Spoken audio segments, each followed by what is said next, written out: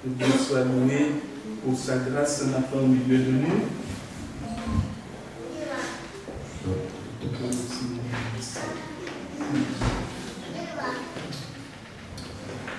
Nous voulons te dire, notre Père Céleste, merci ce matin parce que c'est une grâce, c'est un privilège de pouvoir t'honorer, de pouvoir invoquer le nom de Jésus. Déjà ici sur la terre des vivants, Seigneur, nous te bénissons. Nous te bénissons parce que personne n'est comparable à toi. Personne n'est semblable à toi. Personne ne peut nous parler comme toi tu nous parles. Personne ne peut nous instruire. Personne ne peut nous cadrer comme toi tu le fais, Seigneur. Tu le fais avec tact. Tu le fais avec amour. Mais tu le fais en vérité parce que tu nous aimes. Et que, Seigneur, tu veux nous transformer de grâce en grâce, de gloire en gloire, à ton image. On a te loue ce matin. Je bénis le nom de Jésus. Seigneur, l'Église te dit qu'elle t'aime. Nous t'aimons, Seigneur Jésus. Nous aimons ta présence. Nous aimons ce que tu fais dans nos vies. Nous aimons ce travail que tu fais en nous. Oh Seigneur, nous ne sommes pas faciles. Nous ne sommes pas faciles. Mais toi, tu as vaincu l'ennemi de nos âmes. Tu as vaincu, Seigneur. Tu dis, le cœur de l'homme est tortueux par-dessus tout. Qui peut nous sonder? Et tu dis, moi l'Éternel, je sonde les cœurs. Oh, que le nom de Dieu soit béni ce matin. Amen. Amen. Je me réjouis en l'Éternel ce matin parce qu'il est celui qui nous fait du bien, qui nous fait beaucoup de bien. Et dans sa présence, le psalmiste pouvait dire, tout s'écrit gloire. Tout s'écrit gloire dans la présence de notre Dieu. Nous voulons nous laisser instruire par le Seigneur ce matin en lisant un passage dans le livre de 1 Samuel.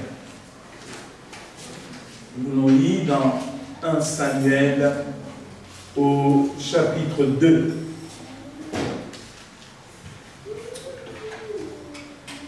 « 1 Samuel au chapitre 2.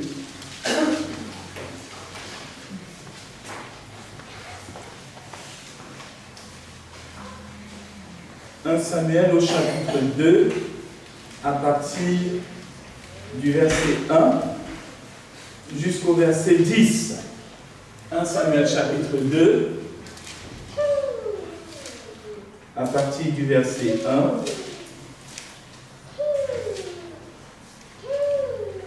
jusqu'au verset 10.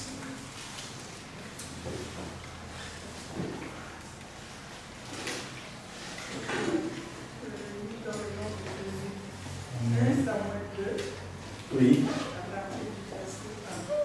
Anne pria et dit, mon cœur se réjouit en l'Éternel, ma force a été relevée par l'Éternel, ma bouche s'est ouverte contre mes ennemis, car je me réjouis de ton secours. Nul n'est saint comme l'Éternel, il n'y a point d'autre Dieu que toi, il n'y a point de rocher comme notre Dieu. Ne parlez plus avec tant de hauteur, que l'arrogance ne sorte plus de votre bouche. Car l'Éternel est un Dieu qui sait tout, et par lui sont pesées toutes les actions. L'arc des puissants est brisé, et les faibles ont la force pour ceinture. Ceux qui étaient rassasiés se louent pour du pain, et ceux qui étaient affamés se reposent. Même la stérile enfante ses fois, et celle qui avait beaucoup d'enfants est fleurie. L'Éternel fait mourir et il fait vivre. Il fait descendre au séjour des morts et il en fait remonter. L'Éternel affaiblit et il enrichit. Il abaisse et il élève. De la poussière, il retire le pauvre. Du fumier, il relève les indigents pour les faire asseoir avec les grands et leur donner en partage un trône de gloire. Car l'Éternel sont les colonnes de la terre. Car à l'Éternel sont les colonnes de la terre. Et c'est sur elles qu'il a posé le monde. Il gardera les pas de ses bien-aimés, mais les méchants seront anéantis dans les ténèbres. Car l'homme ne triomphera point par la force. Les ennemis de l'Éternel trembleront. Du haut des l'Éternel jugera les extrémités de la terre. Il donnera la puissance à son roi et il relèvera la force de son nom. Amen. Amen. Merci à notre sœur pour cette belle lecture. Il est bon de lire la parole de Dieu. Amen. Parce que cette parole contient les richesses et les trésors inestimables que le cœur de l'homme, le cœur de la femme a besoin d'entendre, d'être éclairé au travers de ces éléments. Vous savez qu'en ce jour, c'est la fête des... Ah oui, la fête des mères. Et il ne faut surtout pas passer, on va dire, à côté de ce moment-là. Un moment où il est de bon ton d'honorer les mères. Et au-delà, on va dire, de l'aspect commercial qui entoure tout cela, c'est une bonne chose. Une bonne chose que nous aussi, en tant qu'Église, nous voulons faire ce matin. Mais au-delà de cela, je voudrais vous inviter de la part du Seigneur de prendre quelques instants pour nous laisser instruire par une mère. Nous voulons nous laisser instruire ce matin par une mère. Une mère qui, quoique n'étant pas de ce monde, continue encore à nous parler. À nous parler au travers de son témoignage. Au travers, n'est-ce pas, du témoignage qu'elle a laissé à travers la prière de reconnaissance qu'elle a adressée à son Dieu. Et je pense que vous voyez de qui je veux parler ce matin. Cette mère, c'est qui? C'est Anne. Anne, quoique n'étant plus de ce monde, étant auprès du Seigneur, continue à nous parler. Elle a des choses à nous dire. Et pourtant, ce n'est pas une mère dont le parcours a été facile. Ce n'est pas une mère au-devant de laquelle on a dressé le tapis rouge. C'est une maman, épouse, dont une bonne partie de la vie a été difficulté. A été difficulté importante. Anne a connu une souffrance morale de savoir qu'elle devait partager son mari avec une coépouse. Je ne sais pas s'il y a ici, dans cette salle ou ailleurs, une femme quelconque qui pourrait dire, chouette, je partage mon mari avec quelqu'un d'autre. Anne a subi cela. Non seulement elle devait partager son mari avec une autre, et cela nous est dit dans 1 Samuel au chapitre 1, le chapitre précédent, verset 1, mais aussi Anne souffrait. Nous vivons dans une époque où, pour une femme, avoir un enfant, et cela n'est pas révolu, ça reste toujours d'actualité. Pour une femme, avoir un enfant, c'est un signe d'accomplissement. Et à cette époque-là, pour une femme, ne pas avoir un enfant, c'est tout simplement être mis au banc de la société.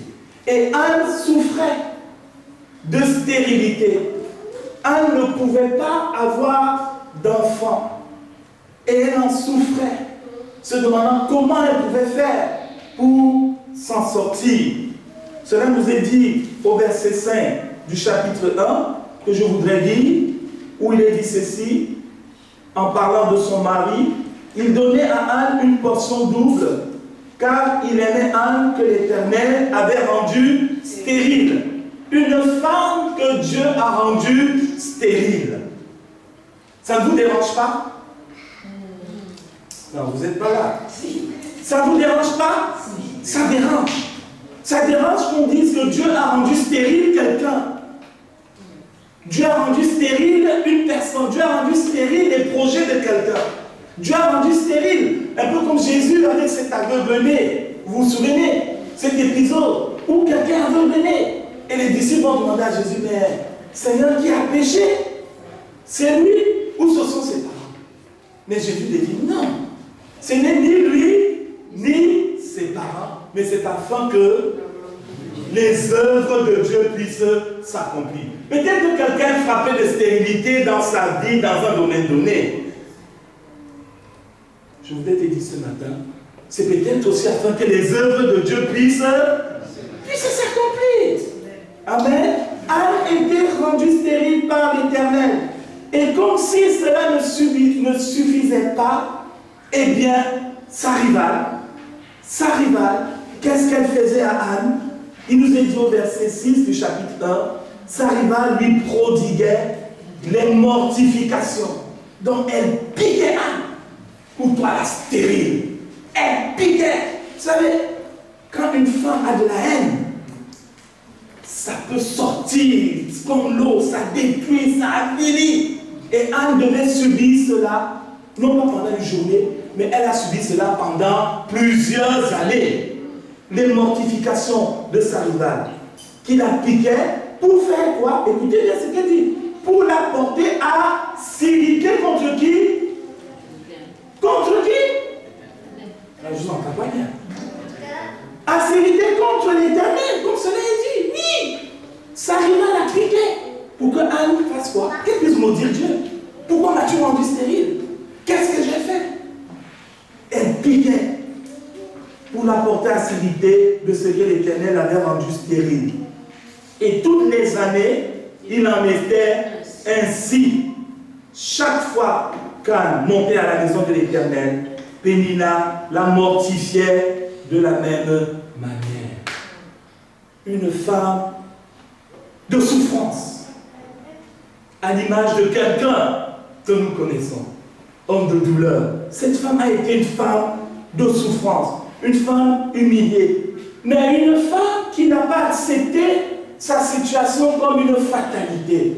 Une mère qui s'est dit, d'accord, je suis comme cela.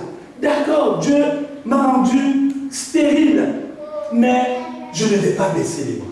Je ne vais pas quitter ce monde avec des pleurs, avec des gémissements, avec un blocage à vie. Non, je ne vais pas quitter ce monde avec, n'est-ce pas, cette situation.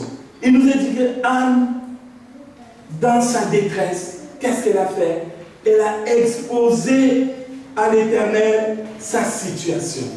Elle n'a pas fait semblant. Elle n'a rien dissimulé. Elle n'a rien caché. Mais elle a ouvert son cœur à Dieu d'une manière sincère, d'une manière entière.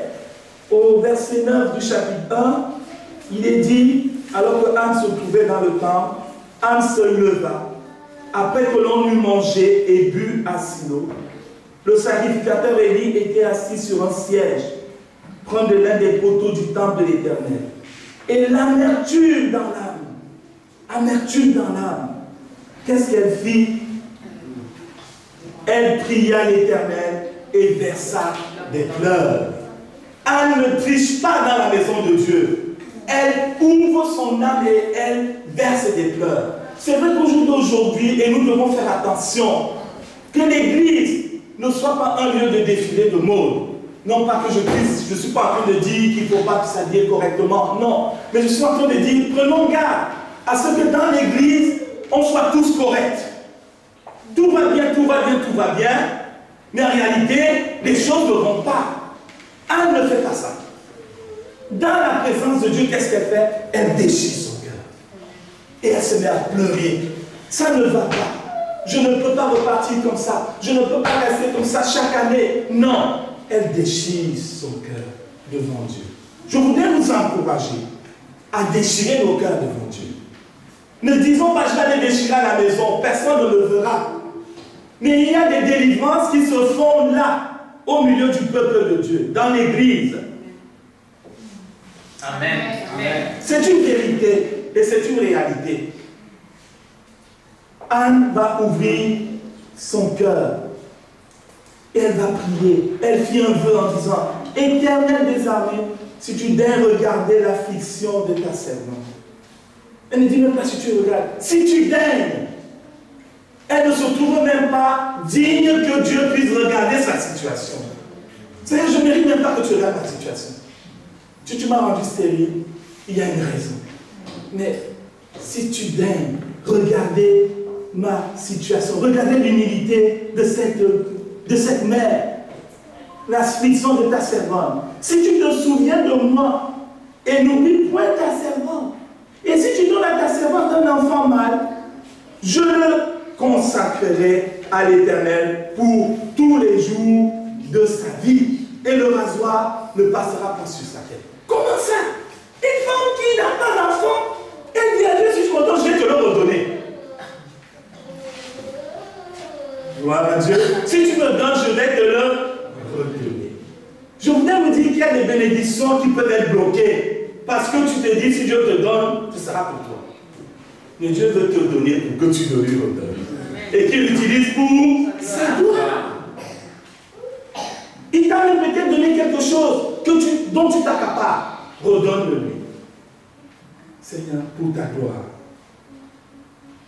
Je le consacrerai à l'Éternel pour tous les jours de sa vie, et le rasoir ne passera point sur sa tête. Comme elle restait longtemps en prière devant l'Éternel, Élie, qui était le sacrificateur, observa sa bouche.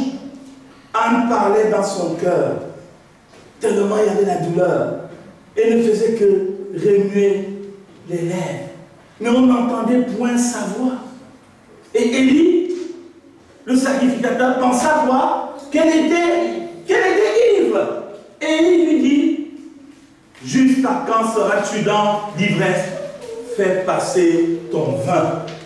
Imaginez un instant, tu es en prière, là dans l'église, le pasteur vient te voir. Frère, soeur, t'es bizarre.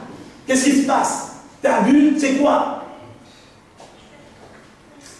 Qu'est-ce que tu lui répondrais?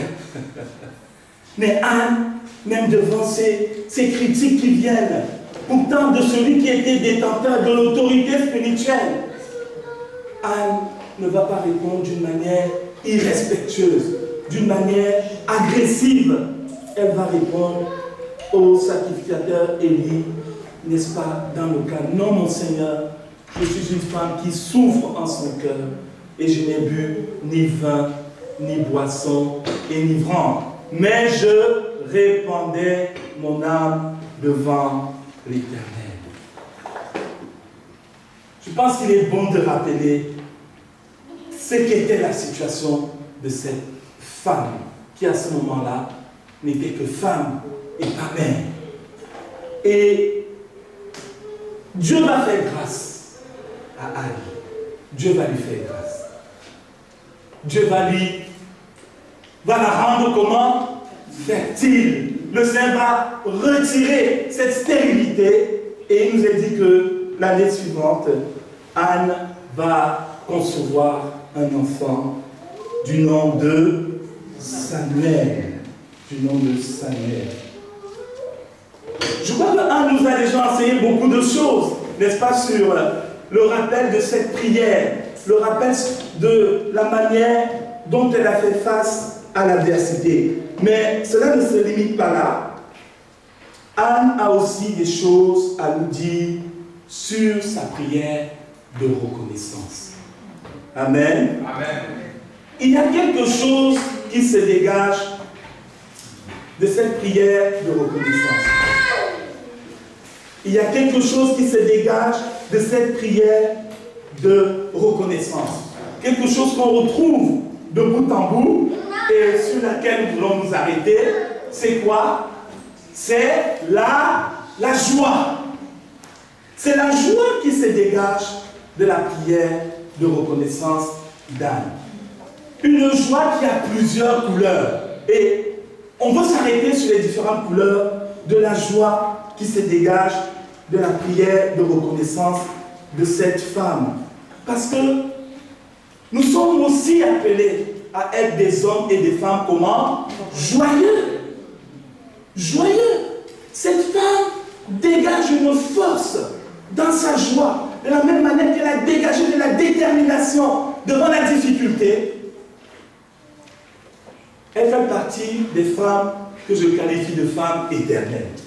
Des femmes qui restent tellement leur témoignage a marqué non pas seulement leur époque, mais il marque l'histoire. Et leur témoignage continue à nous parler aujourd'hui.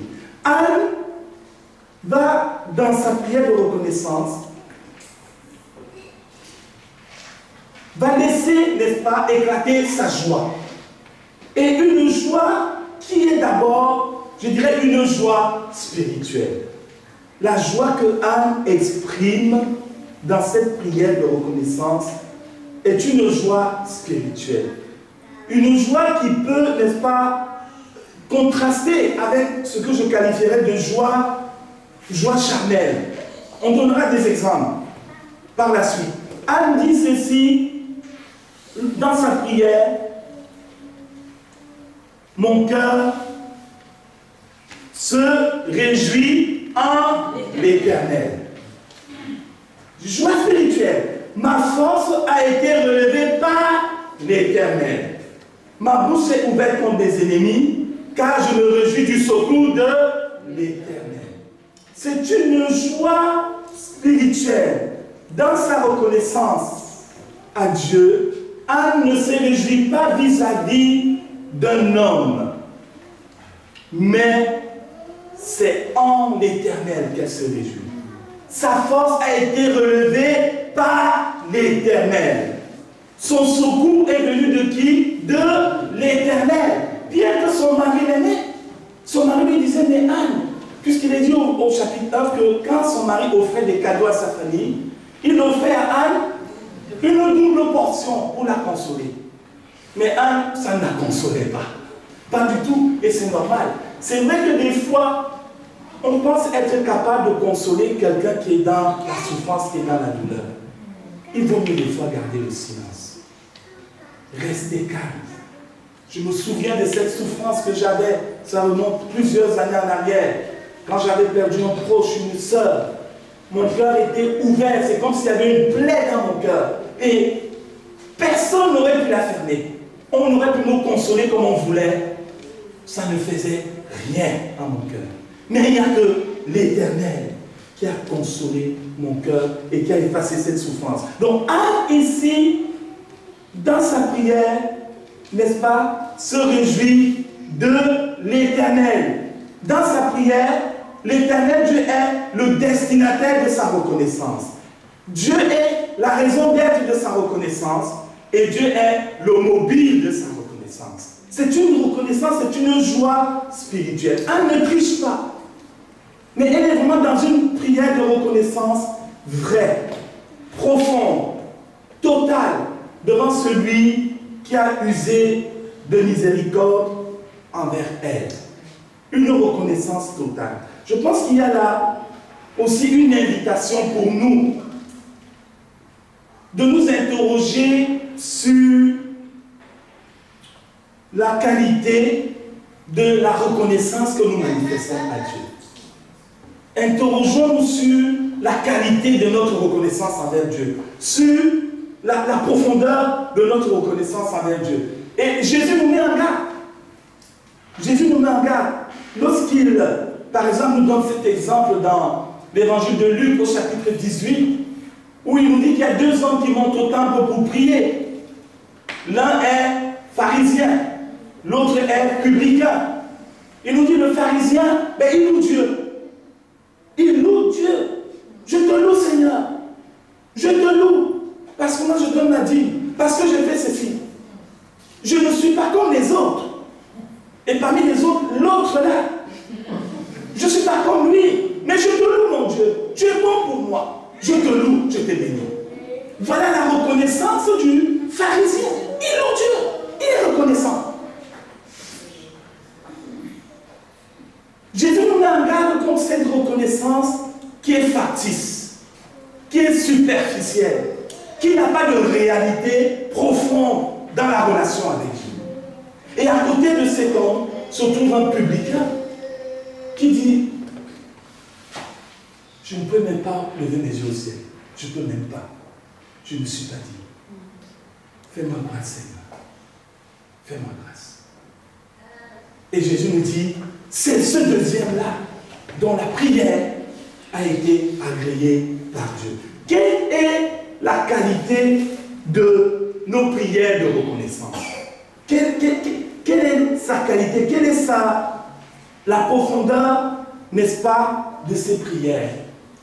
Est-ce que, aussi on le voit, est-ce que notre joie en signe de reconnaissance à Dieu se limite, n'est-ce pas, à une expérience, je dirais, sentimentale.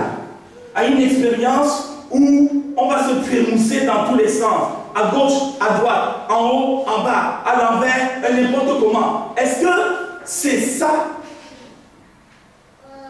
la reconnaissance que Anne va manifester à l'Éternel, son Dieu? Elle est vraiment dans une joie qui est spirituelle. En Dieu, en l'Éternel, mon Dieu. C'est quelque chose de sérieux. C'est quelque chose de profond. C'est quelque chose de total.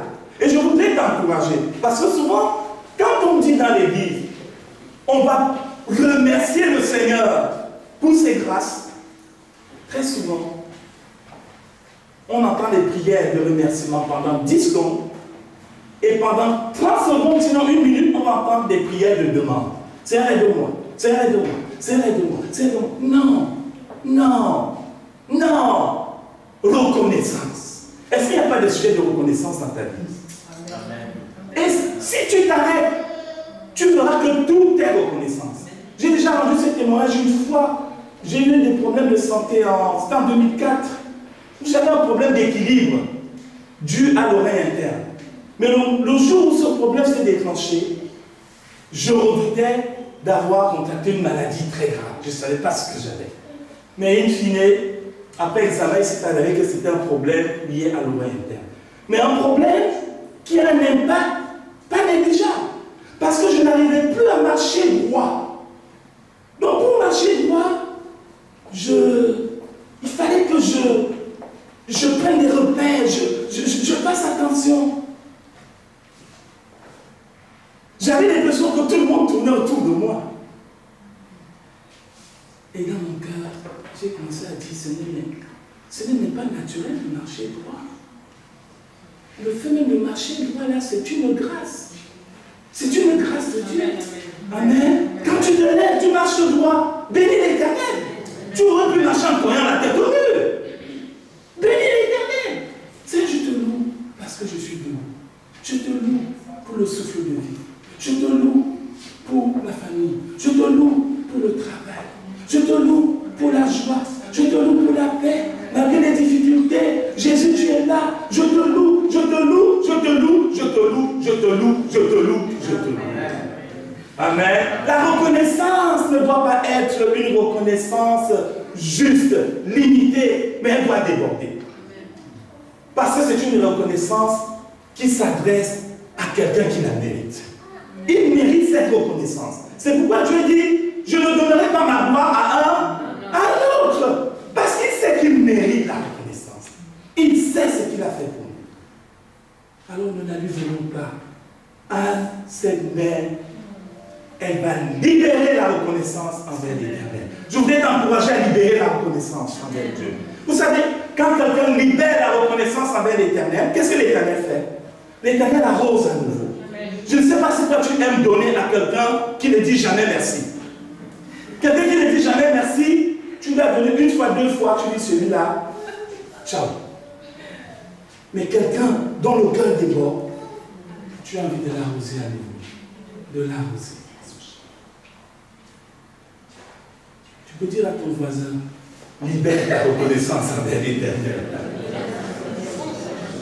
Oh Seigneur Jésus, libérons notre reconnaissance envers Dieu. Bien-aimés frères et sœurs, ne regardons pas aux soucis, aux ceci. On aime trop regarder à cela. Mais libérons notre reconnaissance envers l'Éternel comme Anne l'a fait. Le Seigneur dit, c'est dans le livre des Psaumes, au chapitre 50, verset 23, celui qui offre pour sacrifice des actions de grâce me glorifie. Il me glorifie, celui qui offre pour sacrifice des actions de grâce.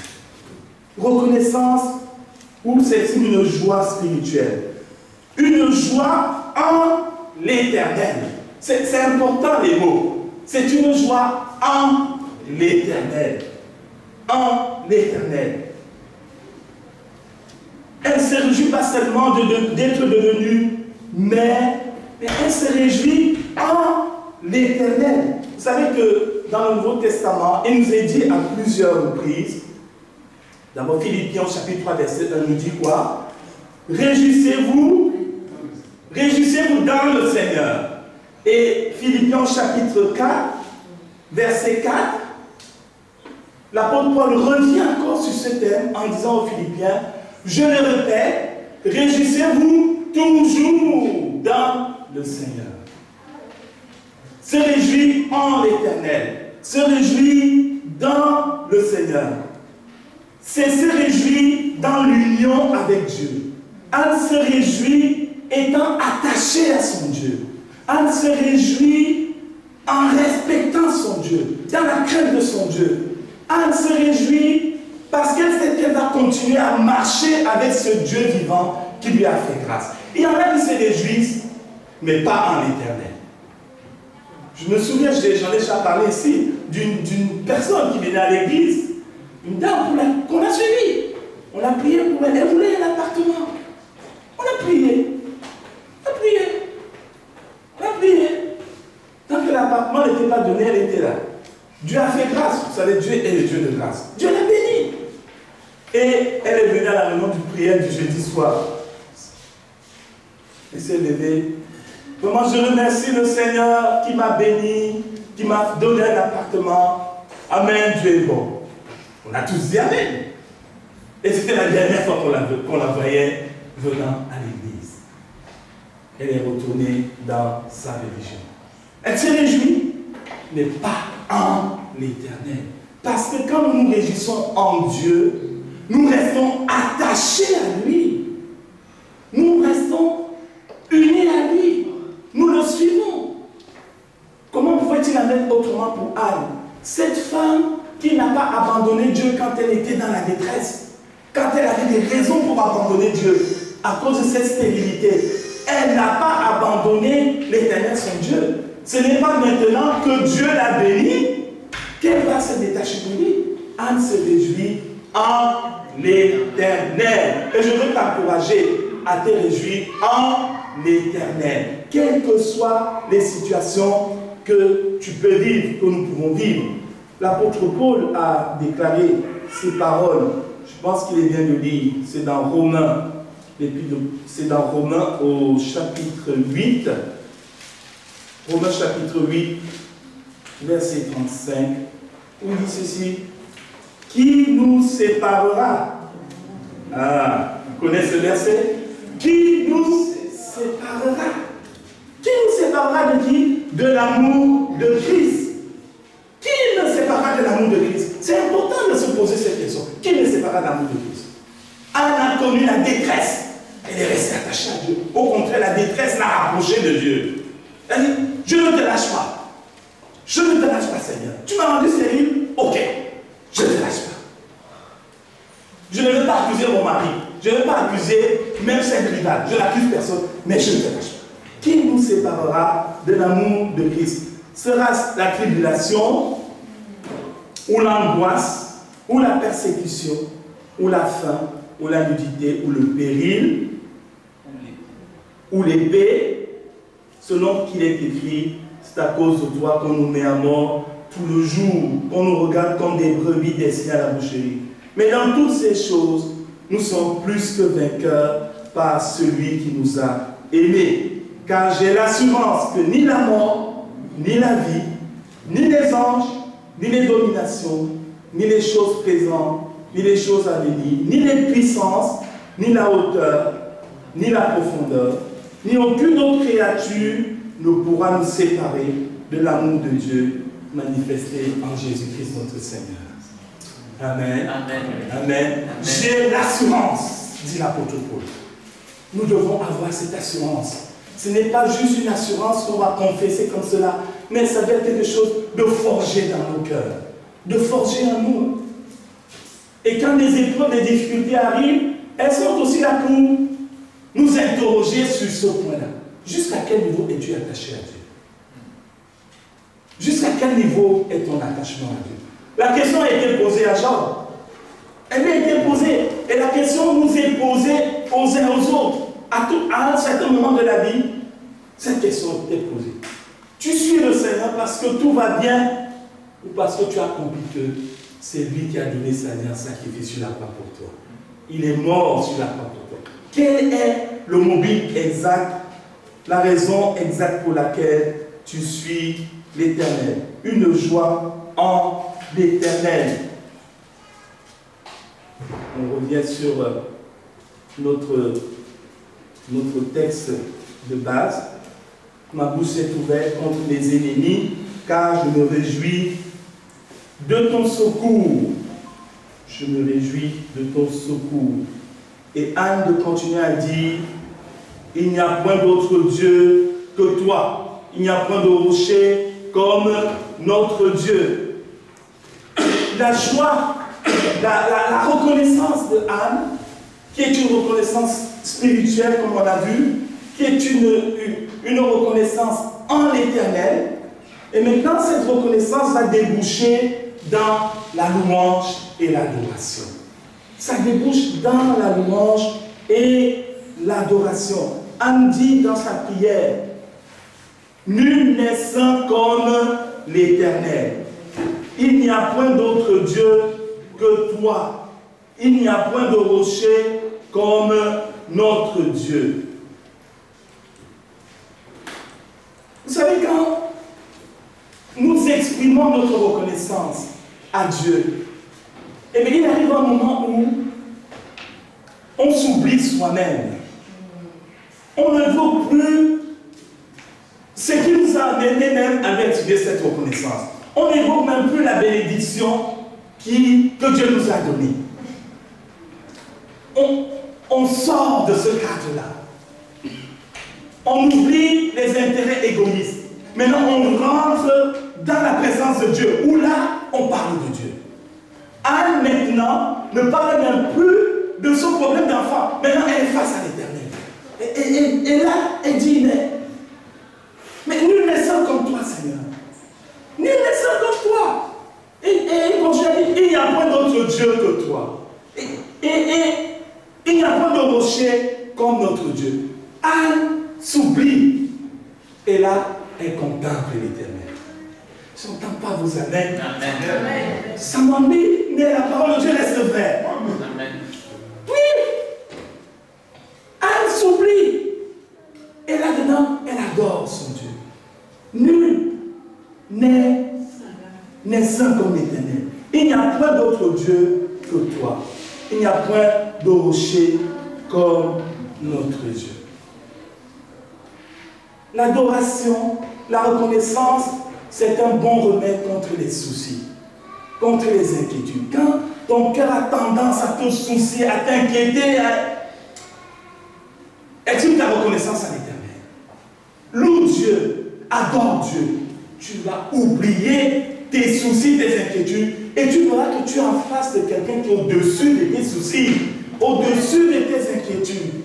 Anne reconnaît la grandeur de celui à qui elle a affaire. On a un autre exemple, c'est dans le livre des psaumes, et là c'est David, dans le psaume 18, qui a exprimé une reconnaissance similaire. Lorsqu'il dit ceci à l'Éternel, son Dieu, il dit du serviteur de l'Éternel de David, qui adressa à l'Éternel les paroles de ce cantique, lorsque l'Éternel l'eut délivré de la main de tous ses ennemis et de la main de Saül. Qu'est-ce que David dit? Je peux lire à partir du verset 2. Quelqu'un peut-il lire pour nous? Psaume 18 à partir du verset 2. Je t'aime pour Éternel ma force. Éternel mon rocher, ma forteresse, mon libérateur. Mon Dieu, mon rocher, où je trouve un ami. Mon bouclier, la force qui me sauve. Ma haute retraite. Je m'écris, loué soit l'Éternel, et je suis délivré de l'ennemi. Amen. Regardez tous les qualificatifs que David donne à Dieu. Regardez l'abondance qualificative. Parce qu'il se rend compte maintenant qu'il est en face, je dirais, d'une entité qui le dépasse, qui dépasse ses problèmes, qui dépasse. Je me souviens un matin, après un temps de prière, je vois c'est comme si le Seigneur nous montrait un espace infini. Et il me dit, en Jésus-Christ, il y a une infinité de possibilités. Il n'y a pas de limitation pour ta vie en Jésus-Christ. Les limitations, c'est nous-mêmes qui les posons. Mais en Dieu, il n'y a pas de limitation. Sa grâce a été donnée d'une manière surabondante en Jésus-Christ. C'est en Jésus-Christ qu'il y a le oui et l'amen pour ta vie. Dieu ne dit pas non à ta vie, mais il dit oui et amen en Jésus-Christ. Nous avons besoin de saisir cette réalité qui nourrit notre foi, qui la stimule. Anne l'a compris et elle est rentrée, n'est-ce pas, dans cette adoration, cette adoration du Dieu vivant. Elle dit, car l'Éternel est un Dieu qui sait tout, et par lui sont pesées toutes les actions. Dieu sait tout. Elle le savait, mais là, ce n'est pas seulement qu'elle le savait, elle se rend compte que c'est vrai. Ce n'est plus la théorie, mais c'est la pratique. Tu sais tout, Seigneur. Tu as vu l'état de mon cœur. Tu sais tout. L'Éternel est celui qui pèse les cœurs, les actions. Il est celui qui évalue les cœurs. Il y a dans l'histoire de Daniel, l'histoire de ce roi qui a méprisé l'Éternel. Qui a méprisé l'Éternel. Qui n'a pas tenu de la grâce de Dieu, alors que son père avait vécu des expériences avec Dieu. Et pendant qu'il festoyait, méprisant le Seigneur, il a vu une main sur le mur qui a écrit des choses sur le mur. Mais il n'arrivait pas à lire. Il a commencé à trembler. À trembler. Il a fait appeler tous les sages et les intellectuels de Babylone. Il dit, dites-moi, c'est quoi cette écriture-là? Qu'est-ce que c'est? Personne ne pouvait répondre. On lui a dit, ah, il y a dans ton royaume un homme, il s'appelle Daniel. Il a l'intelligence des dieux. On a dit, ok, appelez-moi Daniel. Daniel est arrivé. C'est pas on a un Daniel là-bas. Je dis, appelez-moi. Appelez-moi Daniel. Daniel est arrivé, il a lu l'écriture. Et Dieu a révélé à Daniel ce que l'écriture signifiait. Qu'est-ce que ça signifie l'écriture? Oui, c'est Daniel, oui. Compter, peser, diviser. Compter, peser, diviser. Et Daniel dit au roi, tu as été compté devant Dieu. Tu as été pesé devant Dieu. Tu as été trouvé comment? Léger. Par conséquent, ton royaume sera divisé. Dieu est celui qui pèse les actions. Il pèse. Il pèse nos actions. Il pèse. Et à un moment arrive le jugement. Tu as été trouvé léger devant Dieu. Tu as méprisé l'Éternel. Tu n'as pas craint le Dieu vivant. Anne réalise cela. Elle réalise que Dieu pèse les actions. Elle réalise que Dieu a pesé les actions de sa rivale. Dieu a pesé. Des fois, quand Dieu garde le silence, on pense qu'il n'est pas agissant. Si Dieu observe, il regarde. Il écoute, il pèse, et un moment arrive, il agit. Celui qui pèse les actions. Le juste juge, nous dira l'apôtre Pierre, en parlant du Seigneur Jésus, lui qui ne rendait pas mal pour mal, injure pour injure, mais qui faisait quoi? Qui s'en remettait au juste juge. Anne réalise, n'est-ce pas, maintenant, je dirais, la nature, l'identité réelle de celui à qui elle a affaire. Et dans sa prière de reconnaissance, dernier point que je voudrais souligner, c'est que Anne, dans sa prière de reconnaissance, se met à témoigner. Elle est tellement dans la reconnaissance qu'elle commence à témoigner. Elle témoigne de quelque chose. Elle enseigne. Elle peut dire, ne parlez plus avec tant de hauteur, que l'arrogance ne sorte plus de votre bouche. Et elle dit, car l'Éternel est un Dieu qui sait tout et par lui sont pesées toutes les actions. L'arc des puissants est brisé et les faibles ont la force pour ceinture. Ceux qui étaient rassasiés se louent pour du pain et ceux qui étaient affamés se reposent. Même la stérile enfante 7 fois et celle qui avait beaucoup d'enfants est flétrie. L'Éternel fait mourir et il fait vivre. Il fait descendre au séjour des morts et il en fait remonter. L'Éternel appauvrit et il enrichit, il abaisse et il élève. Anne témoigne dans sa joie de la puissance de Dieu. Elle témoigne de la puissance de Dieu, de ce que Dieu fait, de ce que Dieu est capable de faire. Il abaisse, il élève. La Bible dit, ça va dans le psaume 75, ce n'est ni l'Orient, ni l'Occident qui élève, mais c'est l'Éternel qui élève les uns et abaisse les autres. Amen. Amen. C'est Dieu qui élève. Anne témoigne de la toute-puissance de Dieu, de ce Dieu qui fait grâce aux humbles. Jésus a dit, heureux ceux qui ont faim et soif de la justice, car ils seront rassasiés. Anne témoigne de ça, de ce Dieu qui fait grâce aux humbles, mais aussi de ce Dieu qui résiste aux orgueilleux. Comme nous le dit l'apôtre Jacques, elle témoigne dans sa reconnaissance envers Dieu, de la toute-puissance de Dieu, mais aussi, n'est-ce pas, de ce Dieu qui est plein de miséricorde, de ce Dieu qui ne laisse pas la stérile dans la détresse. Elle dit même la stérile enfante 7 fois. Et celle qui avait beaucoup d'enfants, elle flétrit. Vous regardez comme elle est soft. Elle ne va pas parler méchamment de sa rivale. Mais elle lui dit, elle est flétrie. Mais moi qui étais stérile, maintenant j'enfante.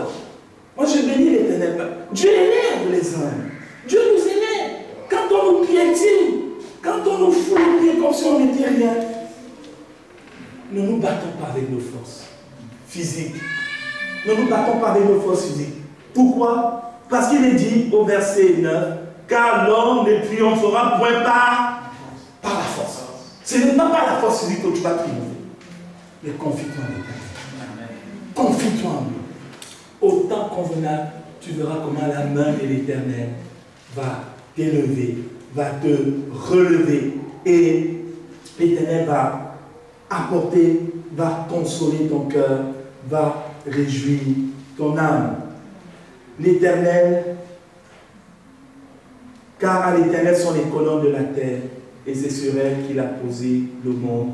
Il gardera les pas de ses bien-aimés, mais les méchants seront anéantis dans les ténèbres, car l'homme ne triomphera point par la force. Les ennemis de l'Éternel trembleront du haut des cieux, il lancera sur eux son tonnerre. Amen. Amen. Voilà, en ce matin, ce que le Seigneur a mis dans mon cœur pour nous, pour toi. Sachons imiter ces exemples qui sont devant nous. C'est un exemple qui nous est donné par une mère, mais ce n'est pas un exemple qui s'adresse seulement aux mères. Bien sûr, cela nous concerne tous, tout un chacun. Il y a, n'est-ce pas, cette dimension de reconnaissance que Dieu attend de toi, que Dieu attend de moi, au-delà des demandes que nous aimons lui présenter. Lorsque nous prenons la prière du Notre Père que Jésus nous a apprise, on voit bien que les demandes arrivent à quelle position? Pas après, après. Mais tout ce qui se passe à l'avant, c'est avec le Père. C'est cette reconnaissance, cette recherche de sa volonté, cette recherche de son royaume. Parce que quand nous sommes dans cette dimension-là, notre foi est boostée.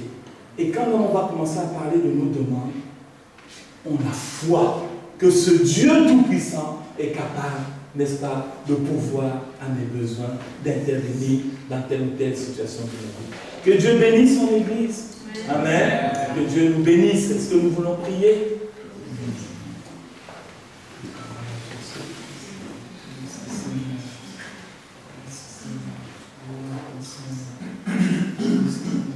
Je vais t'inviter à manifester ta reconnaissance ce matin vers l'Éternel.